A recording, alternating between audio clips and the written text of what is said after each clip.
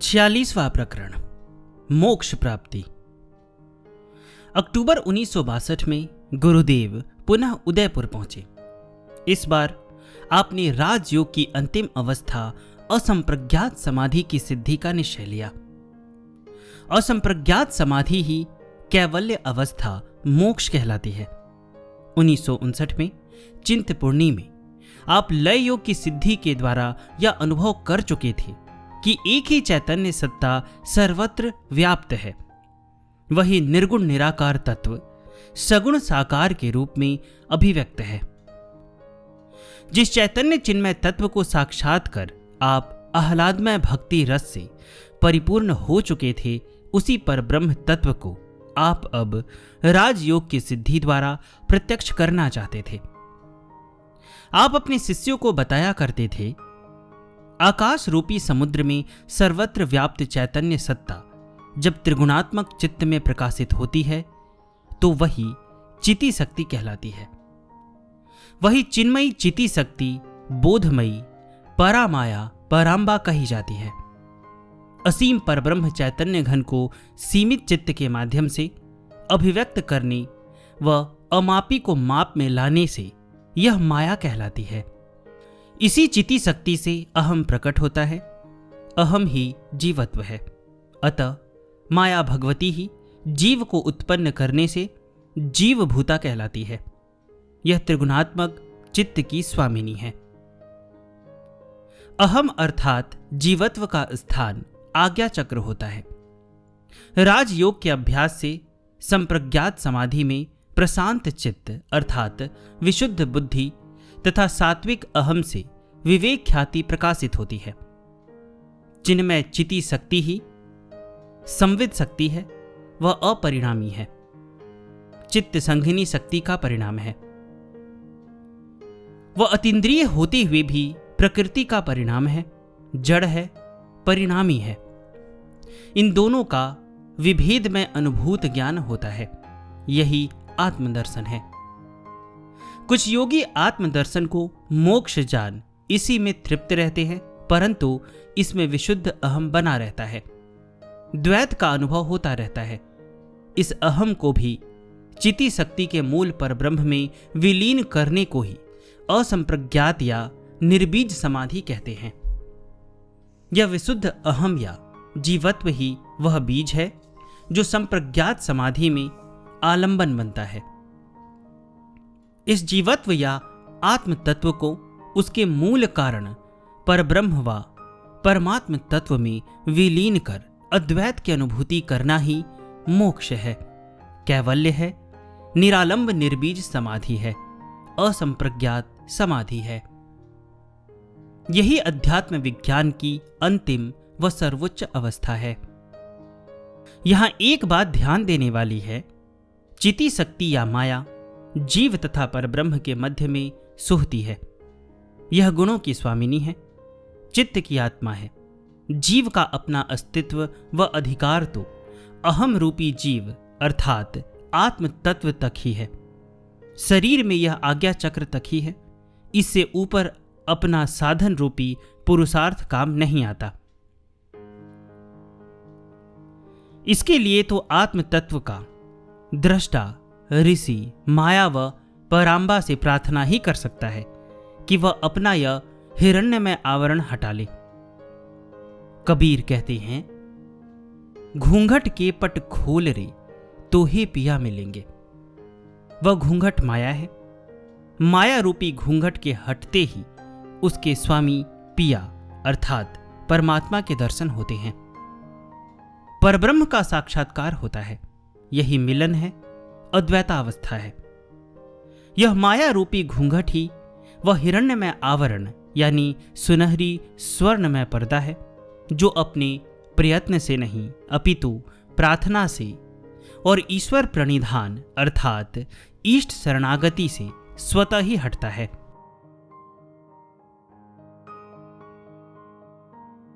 ईशोपनिषद का ऋषि यही प्रार्थना करते हुए कहते हैं, हे परमेश्वर, आपका मुख सुनहरी पात्र से ढका हुआ है, अतः आप उस आवरण को हटा लीजिए ताकि मैं सत्य धर्म पर चलने वाला आपके दर्शन कर सकूं।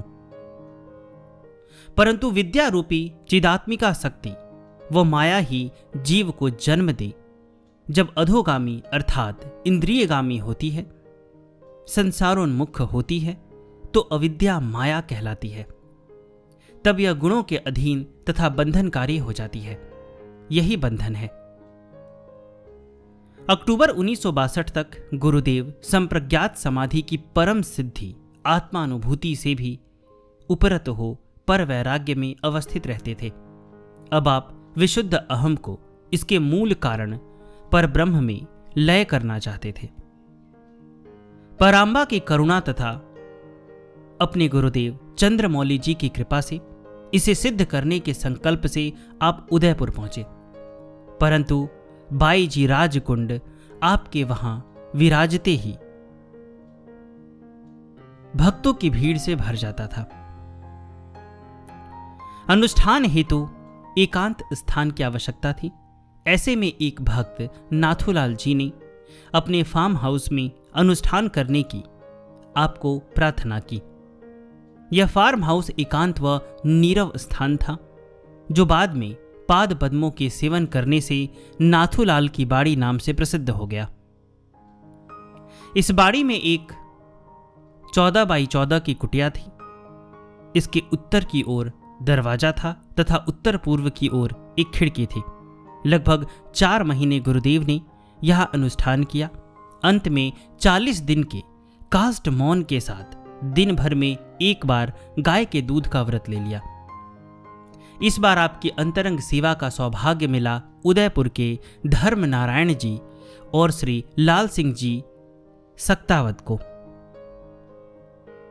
आपका आदेश था कि खिड़की में प्रातः गाय का दूध रख करके वे चले जाएं। न तो आप किसी को देखेंगे, न ही कोई आपको देखेगा। यह भी निर्देश दिया कि यदि 3 दिन तक दूध न उठाए तो घबराए नहीं, परंतु यदि 1 सप्ताह तक दूध न उठाया जाए तो किवाड़ तोड़ दे। इस प्रकार कुछ दिन तक यह नियम निभता रहा।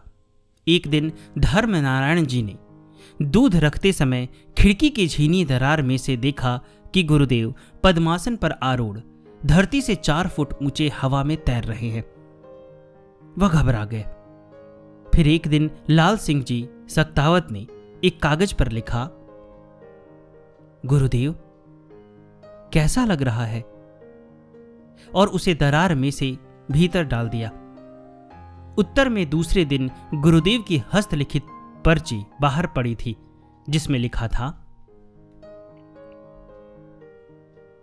बहती रस की नित धार, जहां पर कंज अनेक खिले रहते हैं, बजते नित राग 36, जहां पर वीणा के तार मिले रहते हैं, करते रवि चंद्र प्रकाश नहीं, पै प्रकाश पुंज नीले रहते हैं, हम भी रहते अब मीत वहीं, जहां यार मेरे पहले रहते हैं।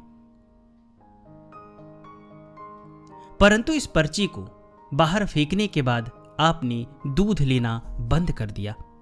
1, 2, 3 दिन बीत गए। भक्त दूध खिड़की पर रखते, परंतु अगले दिन वह वैसा का वैसा वहीं पड़ा मिलता।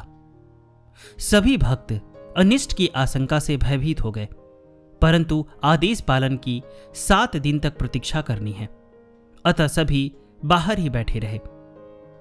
72 घंटे अर्थात 3 दिन बीतने पर गुरुदेव को क्षणिक होश आई तो बड़ी मुश्किल से एक पंक्ति लिखी, मां की कृपा से सब ठीक है। यह पर्ची बाहर फेंकी और पुनः समाधिस्थ हो गए। जब कुछ दिन बाद गुरुदेव ने जैसे तैसे दरवाजा खोला तो आप असंप्रज्ञात समाधि को सिद्ध कर चुके थे। आप परब्रह्म को साक्षात कर ब्रह्मर्षि पद की प्राप्ति कर चुके थे। अविद्या आदि मल से सर्वथा परे यह अवधूत अवस्था परमहंस व कारक पुरुष की अवस्था होती है। यह 27 दिसंबर 1962 की मध्य रात्रि की अलौकिक घटना थी, जब आप ब्रह्मर्षि विश्वात्मा बावरा जी के स्वरूप से सुशोभित हुए। चूंकि इस ब्राह्मी अवस्था में स्वयं का अस्तित्व नहीं रहता, अपना प्रयत्न कार्य नहीं करता, अतः इसमें समग्र ज्ञान का स्वतः अवतरण होने लगता है। असीम आकाश से मेघ की तरह ज्ञान तत्व झड़ने लगता है। इसे धर्म मेघ समाधि भी कहते हैं। गुरुदेव के अनुसार असंप्रज्ञात समाधि में विवर्तवाद की अनुभूति होती है, जिसमें कार्य कारण नहीं, प्रकृति पुरुष नहीं, अपितु एक ही चैतन्य सत्ता अनेक रूपों में स्वयं को प्रकट कर रही है, ऐसा ज्ञान अवतरित होता है। आप बताते, वास्तव में परब्रह्म ही समग्र रूप से सर्वत्र व्याप्त है, परंतु उसे समझने के लिए उसकी 4 अवस्थाओं की कल्पना की जाती है। वेद में कहा गया है, ब्रह्म के 4 पाद हैं, तुरीय, आनंद, विद्या तथा अविद्या। इनमें अविद्या ही जगत रूप में पसरी है, शेष 3 तो अमृतमय पाद है। परब्रह्म की अभिन्न शक्ति सदैव उसके एक अंश में विराजित रहती है, वह उसके आश्रित होती है। अंश अंशी का ही अभिव्यक्त रूप होता है। जैसे बर्फ पानी का ही प्रकाट्य है, यह अभिन्न शक्ति ही विद्या या माया है, यही अविद्या रूप में प्रकट हो जाती है। अतः अविद्या के मूल विद्या माया ही है। परब्रह्म की विद्या माया अर्थात ज्ञानात्मिका शक्ति चेतन रूप में सर्वत्र पसर जाती है। अविद्या अर्थात गुणात्मिका शक्ति जो सतत परिवर्तनशील है, नाम रूपात्मक जगत के रूप में प्रकट हो जाती है। निर्बीज समाधि में द्वैत समाप्त हो जाता है और एक अद्वैत सत्ता परब्रह्म ही अपनी अभिन्न शक्ति के रूप में सर्वत्र व्याप्त है। ऐसा संशय रहित ज्ञान होता है, जिसे अवतरित ज्ञान कहते हैं। श्वेताश्वतर की श्रुति घोषणा करती है, ऋषियों ने ध्यान योग में आरूढ़ हो समाधि अवस्था में साक्षात्कार किया कि एक परमात्मा की अचिंत्य शक्ति अपने गुणों से ढकी हुई है। सर्वव्याप्त परमेश्वर ही समस्त कारणों के अधिष्ठाता के रूप में अधिष्ठित हैं। अतः परमात्मा निर्गुण निराकार भी हैं, सगुण साकार भी हैं, निर्गुण सगुण से सर्वथा परे भी हैं। कैसे निर्गुण निराकार परमात्मा सगुण साकार रूप में प्रकट हो जाता है, इसके लिए गुरुदेव उदाहरण देते हुए बताते हैं, देखो, हम बरगद के बीज को ले, यह बीज राई के दाने से भी सूक्ष्म होता है। उस बीज के भीतर 2 भाग होते हैं। उन 2 फांकों के मध्य में सूक्ष्मतम आकाश होता है। उस आकाश में निहित जो तेज तत्व होता है, यथार्थतः वही मूल बीज होता है।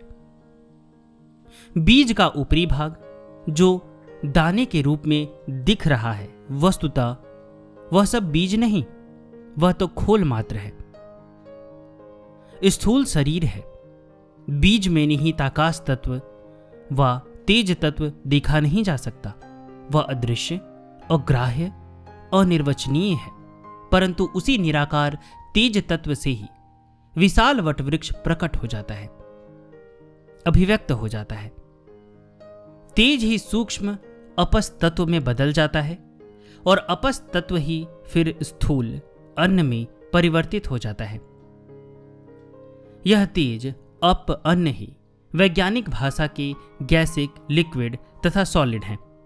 जिस प्रकार से एक तेज तत्व ही रूप, नेत्र और प्रकाश रूप से अभिव्यक्त हो रहा है, वैसे ही एक अद्वैत ब्रह्म ही जगत जीव तथा जगदीश रूप से अभिव्यक्त हो रहा है। वेद बताता है, भोक्ता भोग्यम प्रेरितारम चमत्वा सर्वम प्रोक्तम त्रिविधम ब्रह्म में तत्। गुरु नानक देव जी ने इसी को अपने शब्दों में कहा है, अव्वल अल्लाह नूर उपाया कुदरत के सब बंदे, एक नूर ते सब जग उपज्या, कौन भले कौन मंदे। जैसे बीज केवल मात्र दाना नहीं, अपितु ऊर्जा व उष्णता से युक्त तेज तत्व है, उसमें वृक्ष का सारा आकार निहित होता है, बीज का जो भीतरी आखिरी झीना आवरण होता है वही उसकी प्रकृति होती है, चित्त होता है। इसी प्रकृति को वैज्ञानिक भाषा में डीएनए कहते हैं। इसे ग्रहण कर दूसरे बीज के डीएनए से सूक्ष्म प्रक्रिया से जोड़कर ही नया आविष्कार किया जाता है। यदि बीज को भून दे तो खोल तो रहता है, परंतु उसकी प्रकृति नष्ट हो जाती है, चित्त नष्ट हो जाता है। तेज तत्व को प्रकट करने वाला माध्यम नष्ट हो जाता है। यह अब बीज स्थूल रूप से होते हुए भी वृक्ष रूप में प्रकट नहीं हो सकता। ठीक इसी प्रकार चित्त रूपी बीज के भून दिए जाने पर, निरुद्ध कर देने पर उसमें प्रतिबिंबित चैतन्य शक्ति अपने कारण स्वरूप आकाशीय सत्ता परम चैतन्य में विलीन हो जाती है। यह निर्बीज समाधि कहलाती है। यही पतंजलि ऋषि द्वारा वर्णित निरुद्धावस्था है। यही मोक्ष है। इसमें चित्त रूपी बीज दग्ध हो नए कर्म बनाने में सक्षम नहीं रहता। यह राजयोग की अंतिम अवस्था है। गुरुदेव बताते, राजयोग के पथिक अनंत आकाश में विचरने के कारण विहंग मार्गी कहलाते हैं और अनंत आकाश में व्याप्त ब्रह्म से युक्त हो अद्वैता अवस्था का अनुभव करते हैं। व्युत्थान में आते ही वह खम ब्रह्म की उद्घोषणा करते हैं। इस कैवल्य अवस्था का योग दर्शन में वर्णित सूत्र है, भोग और अपवर्ग ही पुरुषार्थ है। निर्बीज समाधि में योगी पुरुषार्थ शून्यावस्था को प्राप्त करता है। इस अवस्था में गुण अपने कारण में विलीन हो जाते हैं और चिति शक्ति अपने मूल स्वरूप पर ब्रह्म में लीन हो जाती है। यही कैवल्य है। क्योंकि आज्ञा चक्र में जीवत्व अर्थात आत्मदर्शन के बाद इससे ऊपर जाने में पुरुषार्थ या अपना साधन कार्य नहीं करता। अतः ऊपर ब्राह्मी अवस्था में स्थिति तथा उससे नीचे में आने के लिए भी परमात्मा और गुरुदेव की कृपा ही हेतु होती है। गुरुदेव इसे एक उदाहरण द्वारा समझाया करते थे।